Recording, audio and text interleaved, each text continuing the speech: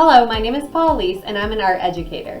There is no doubt that the coronavirus pandemic has transformed education all around the world. I strongly believe that now more than ever, our children need access to a quality arts education. Art provides much needed emotional and creative outlet for students. But more importantly, art has the power to transform and to help our communities heal, especially during this difficult time. That is why today I'm going to share with you how you can create your own video art lessons so that we can continue to inspire young artists all around the world. Let's get started. So the first thing you need to do is plan. Start off by writing an objective. What do you expect your students will do by the end of the lesson? Our objective is that we will learn how to plan, prepare, create, edit, and share a video art lesson.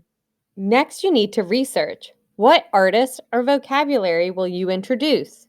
Remember to be inclusive in your choice of artists. Think about including contemporary artists, women, and people of color. Representation matters. The last part is to create a short timeline for your video.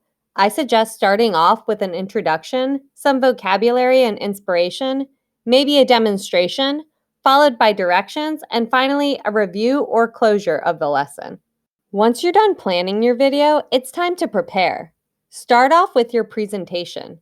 I suggest using PowerPoint or Google Slides. When using images, keep in mind copyright law. Images labeled Creative Commons 0 are allowed for commercial and personal use. Certain images may require attribution. Some examples of sites where you can find images include FreeSVG, Pixabay, Pexels, Unsplash, and Flickr. Next is your script. I suggest writing out a detailed word-for-word script for yourself. This will seem tedious at first, but trust me, it'll save you time later on. The next part is to create. Start off by video recording your introduction, closure, and other FaceTime segments. You'll be able to add narration to your presentation later during the editing phase. Some recording devices you can use include your phone, computer, document camera, or a video camera. Before you start filming, think about where you choose to film. Set up your background, sound, and lighting. Here are some do's and don'ts to consider. Do have a neat and organized background. Ensure you have bright, front-facing light, and also make sure you're in a quiet space. Some things you want to avoid include having a messy background, dark or backlit lighting, and being in a loud or echoey space. Now it's time to edit your video. Start off by choosing your platform. I'll be using WeVideo to edit, but many of the techniques can be used in other platforms as well. Here's a list of other video editing programs that art teachers have been using. They include iMovie, Windows Movie Maker, Adobe Spark, YouTube Video Editor, and other online video editing programs as well. Now I'm going to show you how you can edit using WeVideo. Start off by importing your videos and presentation. You first need to upload your video files onto your computer. I film on my phone and upload my videos directly into Google Drive. Next, you need to export your PowerPoint or Google Slides presentation into a PDF file. Once your files are on your computer, it's time to open WeVideo. Start a new project. If you will be publishing onto YouTube later, I suggest selecting the horizontal format. Start off by clicking My Video and giving your video a title. Before you import your files, I suggest creating a new folder for the video to help keep things organized. Finally, click on Import and select your video and PDF files. It may take some time for your files to load. You may need to refresh the page to see each individual slide in your PDF presentation. Now it's time to organize our files. Start off by dragging and dropping your introduction video. You can trim the start and end by dragging on the side arrows of the video. Next, drag and drop your slides into order. Deselect the Ken Burns effect. When adding my slides, I start off by having them all last around 10 seconds. You can make adjustments to the time later by dragging the arrows. Finally, add your closing video. Once you've organized your files, it's time to begin editing. I like to work from the beginning to the end. Start off with an introduction. Zoom in and out at the bottom right. Click and drag your mouse over your files to select them. You can then drag them over to the side. You can use any of the backgrounds already available on WeVideo. Next, choose one of the text overlays. Drag and drop the text into Video 2. This video layer is on top of Video 1. Layers in WeVideo work similar to layers in Photoshop. Think of it like a digital collage. Type your title and adjust the font, size, and color. Adjust the duration of the text and background. Select and drag your other files back over and add a transition. There are a number of transitions already available for you on WeVideo. I'm zooming in so I can make more precise adjustments. You can also add music. Click on Audio and use any of the free music available. Again, you can adjust the duration by clicking and dragging the side arrows. You can also adjust the volume of the music and have it fade in and out. The blue line at the top is the volume. By clicking on it, you add a dot marker. You can move that dot up and down to increase or decrease volume at that time. To add an image, I suggest you use a transparent PNG file. Image files are most often either JPEGs or PNGs. A JPEG compresses an image, whereas a PNG file will maintain a transparent background. You can use Photoshop, Pixlr, or a website such as remove.bg to remove a background in a JPEG image you have and want to use. First, import your image into WeVideo. Then, drag and drop it into Video 2 or any other top layer. You can adjust the duration that the image is visible on top of your video by sliding the side arrows. Then, click the pencil or edit button. Under Transform, you can adjust the scale and placement of your image. If you would like, you can add an animation to your video image. Choose the scale and position of your image for the start and end of the clip. You can also have your image fade in or out of your video. Make sure you click Save Changes before moving on. Now you can preview and make adjustments to your animation. In addition to adding and animating images, you can also add text. WeVideo has some preset motion, static, and callout text for you to choose from. I'm going to go to callouts and drag and drop a word bubble into my Video 2 layer. Click the pencil button in the top left to edit. Under Properties, you can adjust the duration, the font, size, and color of your text. You can also drag the word bubble into your desired location and adjust the size by clicking and dragging the corner dots.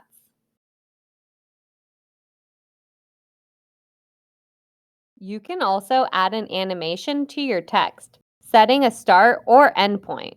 I'm going to add a fade animation to my text. Click and drag the blue playhead to preview your animation. Now, let's use these skills to create an animated intro. First, import, drag, and drop your background image. Adjust the duration.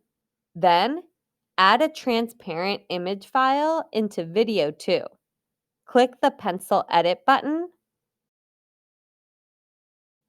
Under Transform, adjust the scale of your image. Select Animation at the top. Move your image to your desired end location. Click Save and adjust the playhead to preview your animation. Then make any needed adjustments. Now, to add the text, you need to create a new video layer. Click the plus sign and add a video track. Now, go to Text. You can choose a preset animation text. I'm going to just add a static text. Click, drag, and add this text to Video 3.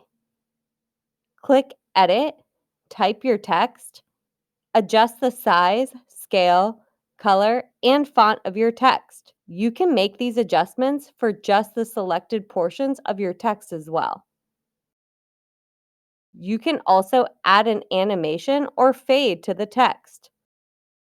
Adjust the duration of the text as well as any other image and background layers. Finally, move the playhead to preview your animation.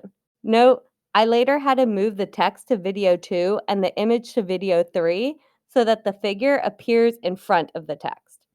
Now it's time to add some sound.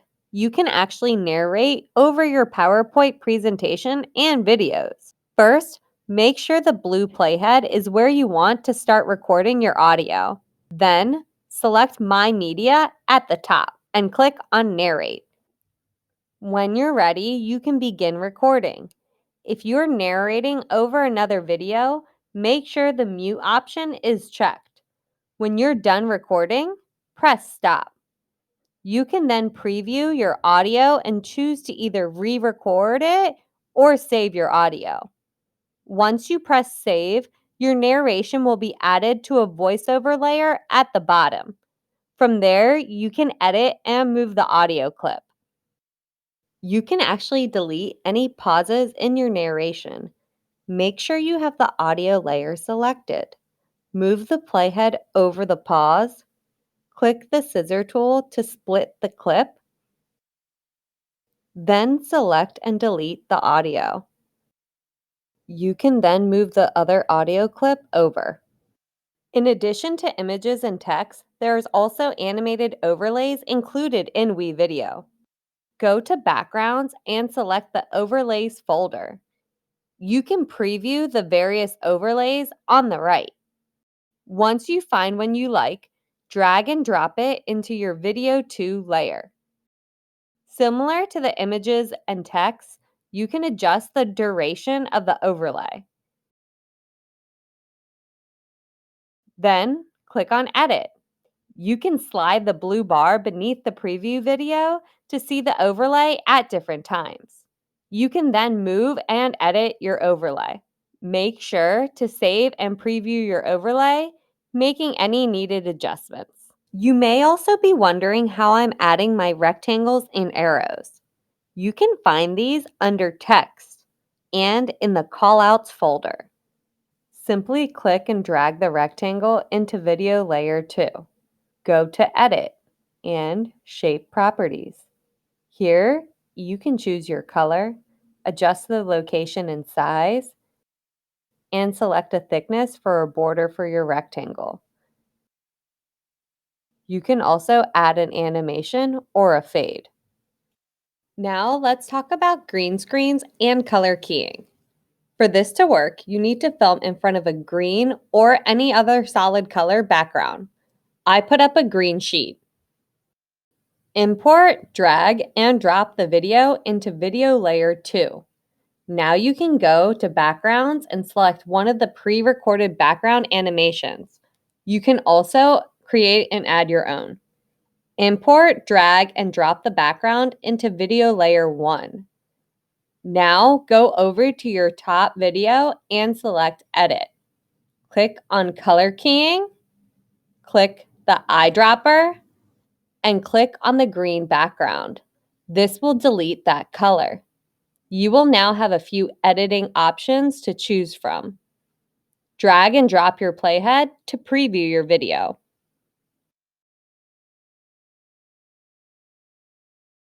You can also change the speed of your video.